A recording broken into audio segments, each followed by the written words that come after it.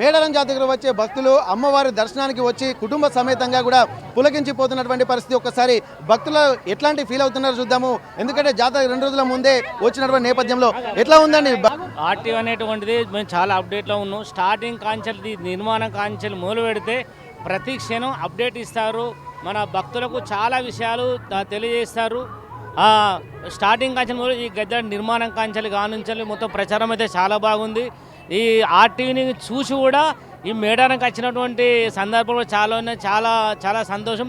మీరు ఇక ముందు కూడా రాబోయే రోజుల్లో ఇంకా అప్డేటు మీ ఛానల్లో మంచి పొజిషన్లో ఉండాలి మనస్ఫూర్తిగా కోరుకున్నాం. Thank you. మేడారం జాతర ఎట్లుందమ్మా? మాకు మేడారం జాతర ఇప్పుడు మేము ఒక 10 సంవత్సరాల నుంచి ఏకదాటిగా ఎంజాయ్ కోసమే మేము మేడారం సమ్మక్క సారలమ్మ జాతరకు వస్తున్నాం. ఇక 10 సంవత్సరాల అభివృద్ధి ఇప్పుడు ఏమాత్రము మాకు కనపడట్లేదు. మరి లాట్రూమ్స్ కావచ్చు, బాత్రూమ్ కావచ్చు, వాటర్ కావచ్చు, అలాంటివి ఏవి మాకు కనపడట్లేదు. ఇక ముందు నుంచి ఇలాంటి జాగ్రత్త మంత్రులు కావచ్చు, సీఎం కావచ్చు, ఎమ్మెల్యేలు కావచ్చు, ఎవ్వరు మాకు ఇలాంటి వాళ్ళు వద్దు. మేడారం జాతరలా ఇలాంటి వాళ్ళు ఉండడం వల్ల మాకు చాలా ఇబ్బందికరంగా ఉన్నారు.